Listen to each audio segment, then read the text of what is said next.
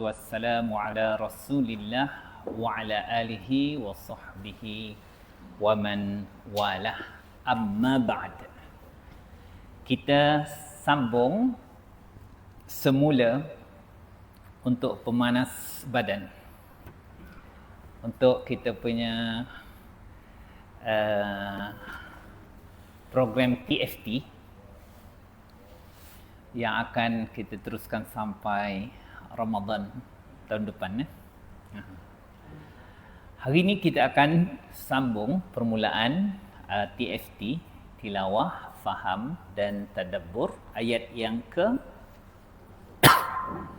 110 surah An-Nisa. أعوذ بالله من الشيطان الرجيم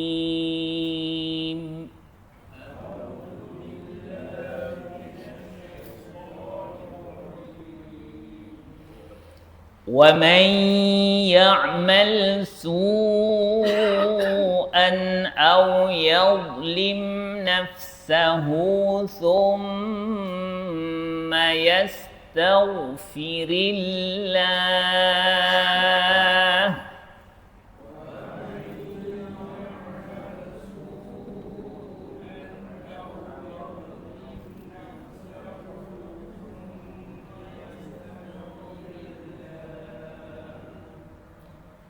ومن يعمل سوءا أو يظلم نفسه ثم يستغفر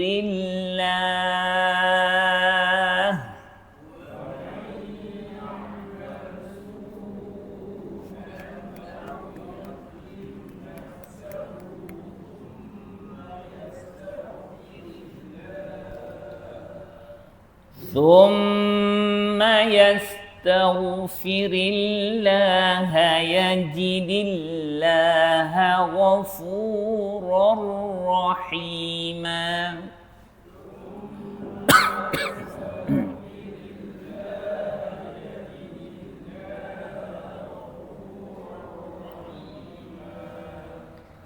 ثم يستغفر الله يجد الله غفورا رحيما.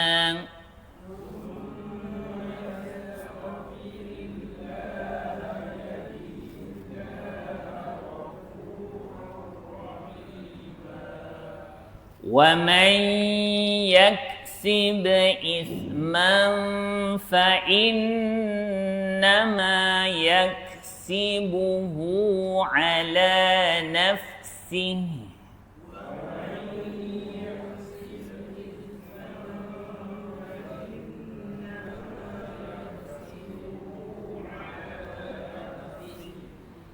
ومن يكسب إثما فإنما يكسبه على نفسه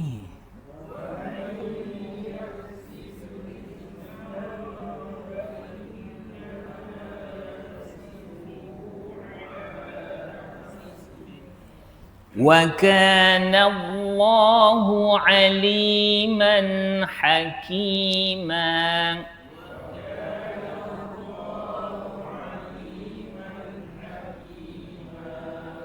وكان الله عليما حكيما.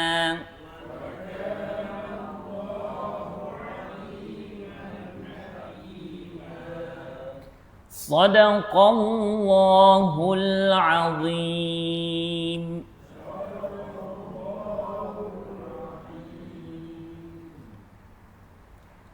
Hari ini kita tidak melihat makna ayat.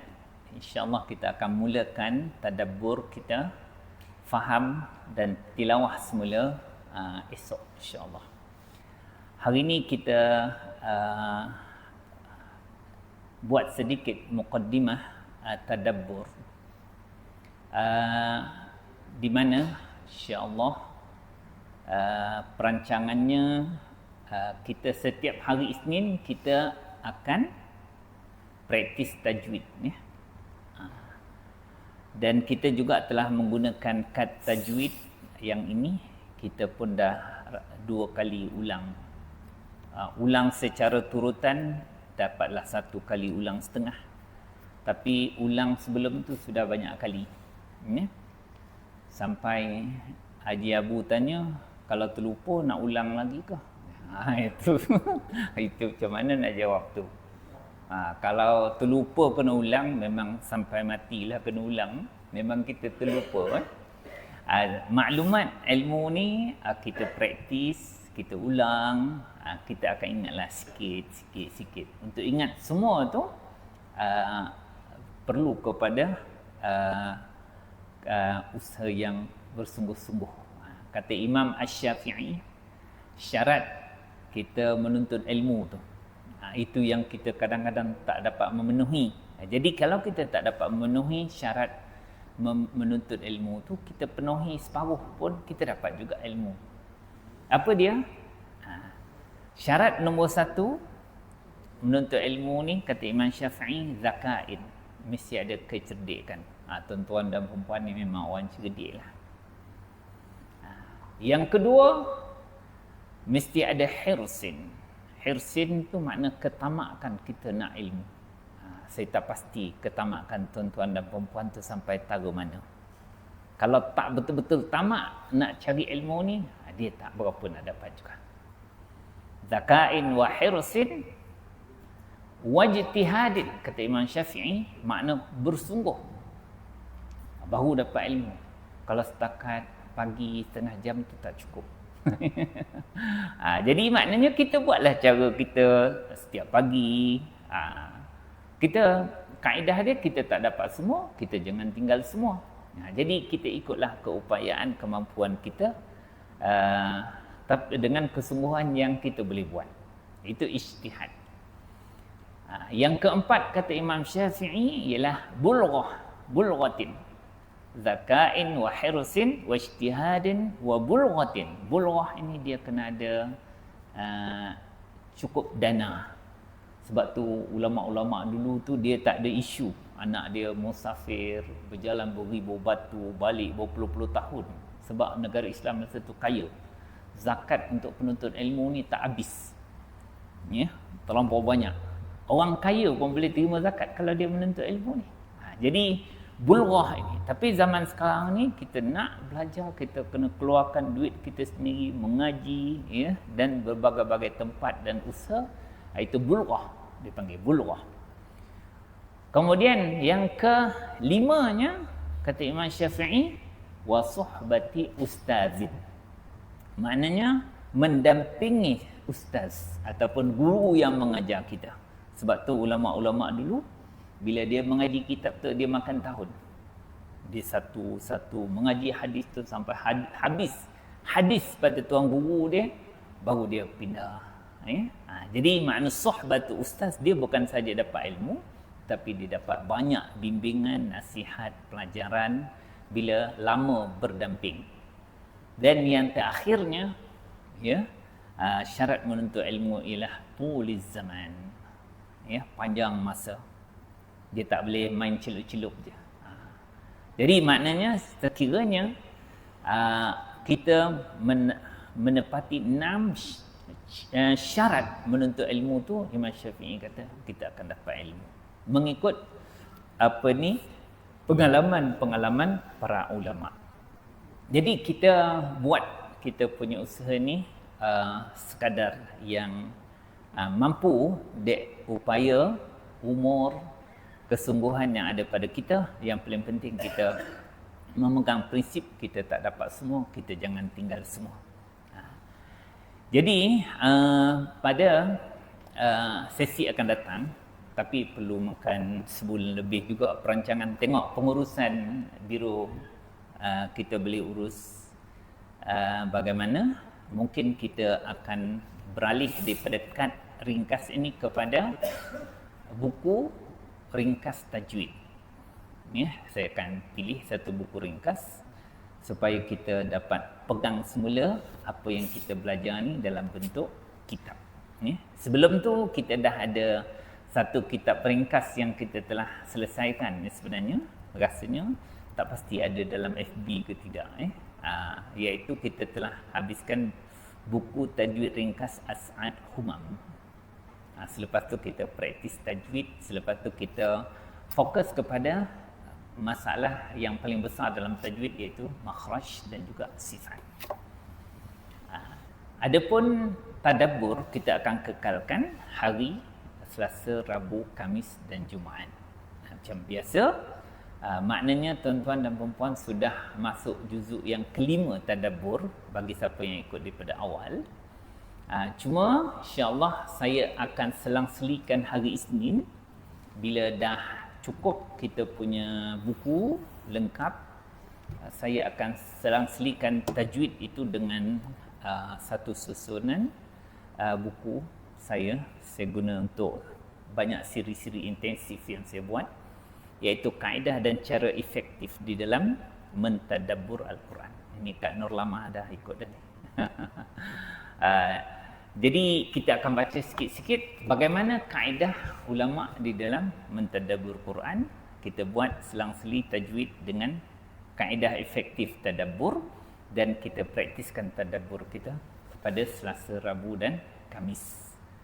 Jadi kita upgrade sikitlah diri kita daripada tajwid mudah kepada tajwid yang lebih tersusun. InsyaAllah saya akan cari buku yang tidak terlalu panjang dan tidak terlalu ringkas sangat.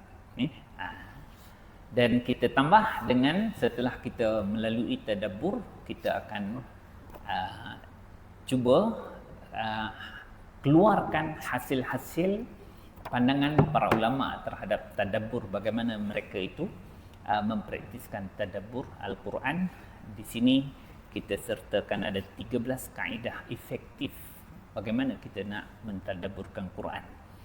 Ini adalah kursus yang saya kendalikan, cuma dia ni kena urus dengan mungkin Zubair lah kot, dia biasa berurusan sebab dia dalam bentuk PDF. Kalau boleh kita keluarkan dalam bentuk buku macam ni, cetak, dan kita cari sponsor untuk peserta-peserta tadabbur Quran surah Ar-Rawdah. Sebenarnya ini salah satu modul yang akan dibincangkan di dalam Delta Aqsa, iaitu kaedah efektif tadabbur. Kalau tak ada duit, siapa-siapa nak sponsor pun tak apa, mungkin kita boleh ambil tengok daripada bajet Delta Aqsa bahagian pengajian untuk perkara ini. Kalau boleh kita tak sentuh lagi bagus, sebab Delta Aqsa belum berjalan. Jadi kita praktis sedikit kaedah efektif tadabbur Quran ni, sebulan 2 kali lah jadinya. Praktis tajwid dan teorinya kita akan bincangkan juga 2 bulan sekali. Begitulah yang saya fikir untuk perjalanan TFT kita untuk akan datang, insya-Allah. Antara yang disebut di dalam permulaan buku ini, kenapa kita perlu tadabbur Al-Quran, ialah antaranya yang dikatakan ialah sebab kita ingin membebaskan diri kita daripada sifat-sifat orang kafir.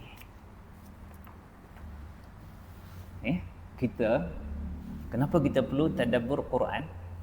Ialah kerana kita mahu menjauhkan diri kita daripada sifat-sifat orang kafir yang diadukan oleh Nabi SAW di dalam dirakamkan oleh Allah di dalam Quran surah Al-Furqan ayat 30. Wa qala ar-rasulu ya rabbi inna qaumi ittakhadhu hadzal qur'ana mahjura. Dan Nabi mengadu kepada Allah, mengadu terhadap sikap kaum dia yang kafir ini. Macam mana sikap kaum dia yang kafir? wahai Tuhanku, sesungguhnya kaumku telah menjadikan Al-Quran ini sebagai bahan yang dipinggirkan. Orang Arab ini sangat bertuah. Nabi SAW dilahirkan di kalangan orang Arab. Mereka itu hidup dengan Nabi, memuji sifat-sifat Nabi, melihat contoh tauladan yang baik daripada Nabi, dan mereka mula meminggirkan Quran seawal Quran itu diturunkan. Jadi Nabi pun pelik. Dulu orang sangat sayang kepada Nabi, gelarkan Nabi Al-Amin. Semua amanah-amanah harta dibagi kepada Nabi. Kalau dia orang musafir tak nak bagi orang lain, sebab Nabi kalau dibagikan harta amanah, satu pun tidak terusik. Nabi pulangkan. Nabi tidak pernah berbohong. Nabi sayang kepada anak yatim. Nabi suka tolong orang susah, orang miskin. Nabi bersifat adil. Tak ada sikit pun pincangnya Nabi. Tetapi sikap mereka itu berubah apabila turunnya Quran. Maka Nabi mengadu kepada Allah, kaumku ni pelik ya Allah. Kenapa mereka ini meminggirkan Al-Quran? Maka aduan ulama ini telah mendapat liputan tafsir para ulama, apakah yang dimaksudkan oleh Nabi SAW, sehingga menjadi pelajaran kepada umat Nabi Muhammad SAW. Maka disebut di situ ada asas meminggirkan Quran ini. Dia walaupun banyak penafsirannya, tetapi dia ada, dan itu adalah sikap orang kafir. Dan kita mengambil kaedah tadabbur ini adalah untuk kita menjauhkan diri kita daripada sifat orang kafir itu sendiri. Apakah maksud meminggirkan Quran? Kata para ulama, yang pertamanya ialah hajrul qiraah. Pertama, cara kita meminggirkan Quran ialah kita meminggirkan dia dengan kita tidak membacanya. Tidak mahu membaca bermakna di situ peminggiran Quran. Sebab apa? Surat khabar kita baca, video kita baca, TikTok kita tengok, apa semua segala benda kita baca dan tengok, kita faham. Tapi Quran kita tolak ke tepi. Itu kita mula pinggirkan. Yang kedua, maksud meminggirkan Quran ini ialah hajrut tadabbur. Makna kita tidak mahu mentadabbur. Maknanya macam mana? Kita tidak mahu memahamnya. Orang kafir, walaupun Quran itu turun dalam bahasa Arab, tapi dia tidak mahu memahamnya. Jadi dia teruklah. Kita orang Melayu, kita tidak mahu memaham Quran sebab kita tak faham. Tak adalah jahat sangat. Tapi jangan dekat dengan perangai orang kafir. Orang kafir asalnya dia faham segala apa yang di dalam Quran, tetapi dia mengambil sikap tidak mahu memaham. Bermakna untuk mengelak diri kita daripada sifat-sifat orang kafir yang diadukan oleh Allah, maknanya kita kena mengambil tindakan melarikan diri daripada sifat orang kafir, iaitu kita berusaha untuk memaham. Yang ketiga, dia kata hajrul amal. Maknanya meminggirkan Quran, dia faham tapi dia tak nak ikut. Dia faham hukum hakam Quran, dia faham perintah Allah dalam Quran, dia faham apa yang ditadabburkan, tapi dia malas nak ikut. Malas nak ikut ni ada dua sebab. Sebab yang pertama sebab jahil. Ya? Kalau sebab jahil, dia kena belajar lah. Tapi yang kedua, yang dia tak nak beramal tu sebab dia ikut nafsu. Maknanya tuntutan kehendak dunia itu adalah lebih besar daripada apa yang dituntut oleh Allah di dalam Al-Quran. Itu juga termasuk dalam meminggirkan Quran dari segi amalinya, mempraktis atau melaksanakan perintah Allah. Dan yang keempatnya hajrul ahkam. Hajrul ahkam ini ialah mereka ini meminggirkan Quran dengan menolak hukum hakam, perundangan, sistem yang diturunkan oleh Allah untuk kehidupan manusia. Dia tak mahu, dia tolak. Dia lebih rela mengikut ideologi undang-undang manusia berbanding dengan apa yang telah diturunkan oleh Allah Subhanahu wa taala. Maka perangai orang kafir ini yang tidak mahu membaca, tidak mahu memaham, mentadabburkan Quran, dan dia tidak mahu beramal dan menegakkan ataupun melaksanakan hukum hakam Allah dalam Quran, itu termasuk dalam peminggiran. Jadi itu mukaddimah kita sebelum kita memulakan pelayaran yang jauh ni. Banyak orang mungkin peserta kita yang tak tahu juga kita mula hari ni, mula terkejut sebab Khairul kata saya hilang nak membuka selat Hormuz. Itu dia tengok saya datang lari dari. Okey, insya-Allah kita akan mulakan tadabbur, dan untuk hari Isnin kita akan bincang dengan pengurusan surau, bagaimana kita boleh dapatkan dua-dua buku tajwid dan juga tadabbur, insya-Allah. Assalamualaikum warahmatullahi wabarakatuh.